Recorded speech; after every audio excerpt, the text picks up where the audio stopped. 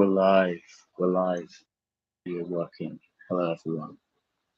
Hello, everyone. Can you hear me clearly? First of all, tell me if you can hear me clearly. Anyone who joins the stream, tell me if your ear is not good. So today, I'm just going to give you guys a short live stream. But essentially, I know that at this time, a lot of people go through this sort of winter resistance. Let's call it the circadian rhythm gets a little bit knocked off balance. In the summer, you feel more outgoing. You're going out and gathering resources. You're thinking more extrovertedly. You want to go out. You want to have fun. You want to crush it. You want to talk to people. But a lot of people, if you're like myself, you kind of go into a more like low energy, kind of insular mood.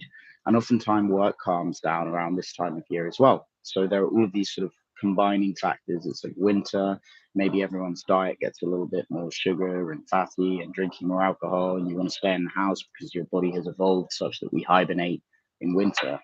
And in summer, we go out and gather resources. We go out and plant the crops and harvest fields and all that. So there's many reasons why we feel like this. But I want to give you guys some solutions that I've been thinking about for myself as well, because this time of year, I get more of, I don't want to say that. I'm very careful about the language I use.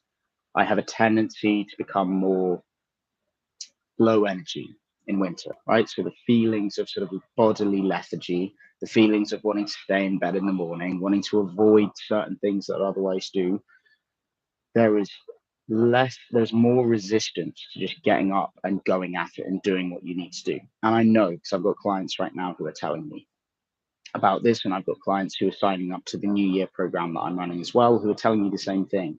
You know, I'm not sure if I should go for it. I'm not sure if now is the right time to do coaching with you because it's winter and, you know, I feel insular and I don't know if I'll be able to follow through. I'm going to teach you guys some ways that you can actually overcome this. So if you have any questions, as always, for the 10 of you or so that are watching, please drop them in the comment section. I will come to the questions at the end of the stream. But for the moment, suffice it to say, I've got twitching eyelid, suffice it to say, there are ways to sort of overcome this. There are ways to use this to your advantage. So slightly earlier, I mentioned that we've essentially evolved, as everybody knows, survival and replication, right? Our survival, our ability to look after ourselves and to stay alive in fierce, aggressive, dangerous world and to reproduce. That's essentially as far as our programming goes. That's what we're here to do. In wintertime, when it's cold, particularly in the Anglosphere and parts of Europe and parts of the northern and southern hemisphere as well, it gets very cold at times of the year and sometimes throughout the year. So in those cold times, our job as people who are trying to survive and replicate would be to make sure that we do in fact survive. And the temperature outside here in the UK is about 1 degree right now, 1 degrees. If we did not have central heating and if we were living in tribal times, we just had a cave to protect us and some bare skin of some woolly, ancient, prehistoric creature, this would not be very appealing to go out in. And so our bodies have sort of evolved in the same way. And that's why many people have seasonal affective disorder. Now, here's what I've learned about seasonal affective disorder as somebody who would have labeled myself as having that until the age of about 24. Is that actually your body tells you exactly what you need. Now, our body is prepared for a prehistoric landscape, and we live in a modern world where the same issues of cold and hibernation don't really affect us. However, our body is telling us, like, stay the fuck inside. Don't get out of bed. There's no threat. Stay in bed so that you stay warm, so that you can survive the winter. Hopefully, you've gathered some crops and got some carcasses buried in ice that you can dig up and cook on a fire. Like, hopefully, you did the work in summer because now it's time to stay alive and get through the winter. Now, obviously, this depends from place to place, but there's certainly something of that going on inside our bodies and inside our biology, like programmed into our genes.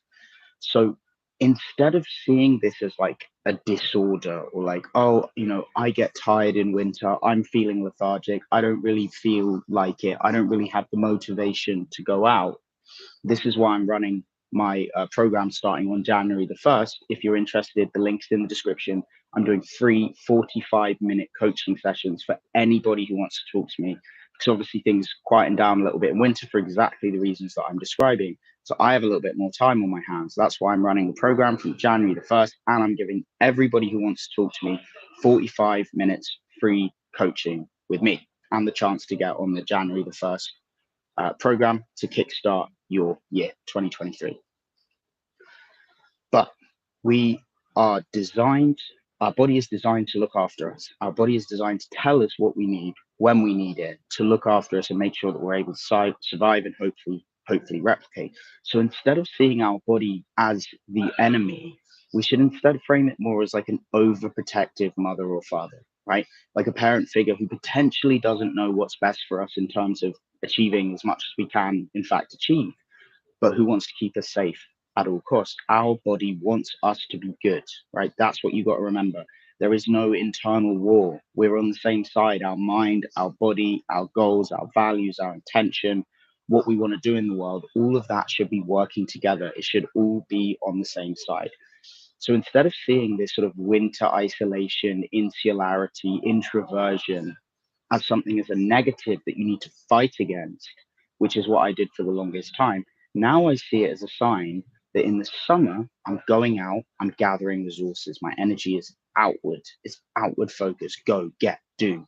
In the winter, it's more internally focused. It's like, okay, what resources have you gathered, whether that be money or dates or social skills? Now, how can you sort of harvest that while still maintaining a steady inflow, right? Maybe in the winter, they would look for dead animals, frozen animals in the snow that died from the snow that they can eat, right? It's like use what you've gone out and achieved and got from the summer and harvest it in the winter so that it tides you over, so that you're good throughout the winter. You're warm, you're fed, you've got all the best opportunities for yourself. So what does that mean for you in terms of like cold approach and business and gym? Well, in my case, it's like I find myself lifting heavier in winter. I generally tend to want to eat less in summer. I use more gymnastics rings for my health. Like I do more cardio, I do more sort of hit sessions. And in winter, I find myself like lifting heavy again, deadlift, squat, getting like PBs in that, eating more fattier foods, like higher levels of fat, protein, fat, and maybe a little more carbohydrates as well.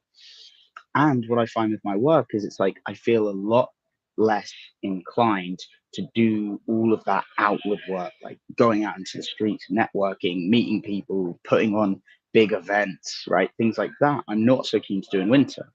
So what can you do instead? Well, you should see this as the time where you ideate, where you figure out what it is that you want. If there's ever a time to set goals, I don't think it's any coincidence, the whole New Year's resolution thing.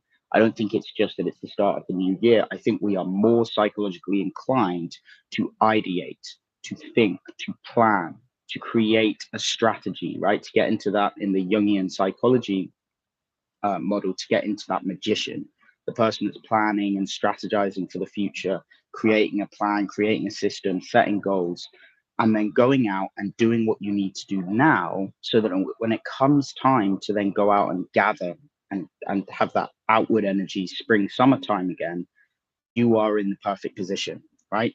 So really what I'm getting to here is this idea of language. And this is something that the community that I've built now that has like 15, 16 people now inside, this is exactly what we're talking about in this week's seminar, which starts on Saturday. So as I said, jump on a free call. And if you want to get involved in either the community or get involved in my personal coaching program that's starting on the 1st of January, then do get in contact at the link in the description, free 45 minutes coaching.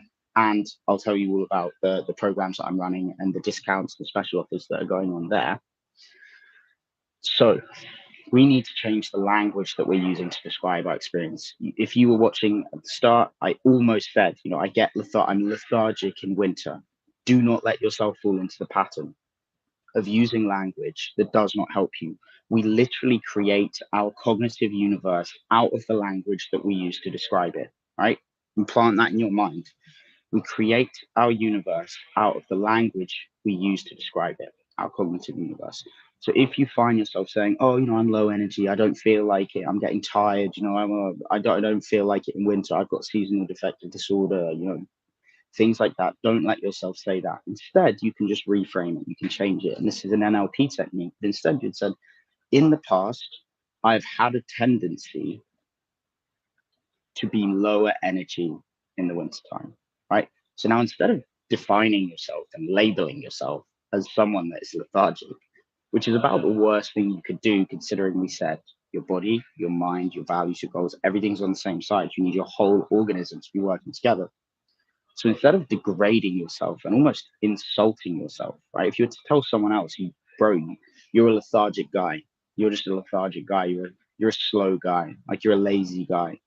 Instead of using this terminology and creating that reality, you say, in the past, I've had a tendency to be lethargic in the winter time, but now I'm learning how to use that insular energy, or that more introverted energy, to my advantage. I'm learning how to process it. I'm learning how to optimally employ the change of energy to achieve what I need to achieve in winter so that come summertime, I can go out and I can make things happen. So, what does it mean for you? Well, the first thing is that when things have settled down, when you're in this sort of insular energy, let's say, when you're in this more introverted frame of mind, instead of saying, right, I'll just fuck everything off, right? I'll just, go to bed and stay in bed and just accept the fact that I have seasonal affective disorder, that I'm more lethargic in winter. You say, let me employ responsibilities to other people in my schedule so that I no longer have the choice. I no longer have the option as to whether I'm going to feel like it or not. Because yes, you can say discipline, motivation, you don't need motivation, just do what you need to do without thinking about it. But the lower the resistance to doing that thing, the easier it is to do. So if you wake up in the morning and you don't know what you're going to do, and you have to plan your day, you have to plan if you're going to go to the gym, what are you going to eat, what work are you going to do, your cognitive ability to creatively ideate upon what you need to do that day is massively worn out if you try and do that in the morning. But if the night before you've figured out, like, oh, okay, tomorrow I'm going to do this, this, and this, I'm going to wear these clothes at the gym, I'm going to do this workout, I'm going to eat this, and I'm going to meet this person, and I've got this meeting, and you visualize it and see it all the night before, then you're in a much better position to essentially just drive the train along the tracks that you set the night before, instead of laying the tracks in the morning and then trying to drive the train down when you haven't actually programmed any of it, planned any of it, or done anything to actually get the path ready before you ride down it. So you put things in your schedule that you have to do, right? In my case, it might be meetings. Like I'll set up meetings with people that I want to collaborate with. I'll set up, situations, meetings with people that I have to go to, that I've booked, that I've organized, so that I need to stay accountable, right? I need to stay accountable to others at a minimum so I get something done in that way. And then I see this energy as my best friend, as my greatest resource. In the summertime, maybe I have less of a cognitive ability to reflect on the past year, to see what have I done well, what could I do better, what can I strategically change for next year in order to make it a better year than this year, in order to grow for the spring, summertime. This is valuable. Without this perspective, you're just, again, going to the Jungian model, you're just in warrior mode, right? You're just in do, do, do, do, do. But actually, you need to sort of be able to, this Jungian model is all something that we talk about in the community. There's basically 4 archetypes of masculinity: the magician, the king, the lover, and the warrior. In the summertime, many of us go into that warrior mode where we're out there, we're talking to people, we're meeting girls, we're doing events, like things are active. And in wintertime, you should fall more into the magician, right? Which is the strategist, it's the planner, it's the amoral, not immoral, but amoral strategist. It doesn't have any emotion involved. It just plans, creates a schedule, creates a plan, and goes for it. So use this time to get into your magician, to say, I'm going to put myself 6 months in the future. In 6 months' time, what will I wish I'd done before that I'm not doing now? What am I going to say? God damn it, if only I'd got that thing ready for now that I can go out, now that I can do, why didn't I plan that thing? Why didn't I create that content? Why didn't I get ahead of the game in this or that way? Why didn't I put the first steps into really learning how to go out and talk to the people that I want to meet, to go and talk to women, to learn how to run events, right? To learn how to build your social circle, to learn how to network effectively, right? Why didn't I learn that stuff? Why didn't I sit down and plan what I wanted and put those first steps in so that come springtime, come March, April, I'm out there, I'm going, I'm prepared, I've got it, right? You decisively go out and gather. That's the way that we should use these 2 energies, like the warrior and the magician, the summer and the winter, the doer and the strategist. That's how we should use it. So anyone that is like me, that feels that drop in energy, that more introverted feeling when it comes to the sort of cold winter time, A, it's normal. B, it's programmed into you. C, you can use it. It's your ally. It's there to help you. There's just a misunderstanding between what you're biologically evolved for and what the current state of affairs is, which is we're not going to die if we go outside in the cold in most of our cases. So language is the way that you do that. You navigate that problem with language. You create the cognitive universe that you want to see by the language that you use to describe it. No, I am not lethargic. Yes, I have a lower energy that I can employ to plan, to strategize, so that come springtime, I'm good to go. Guys, it's been a real pleasure this year. I've really enjoyed making content for you guys and all the amazing responses we've got and all the amazing conversations I've had.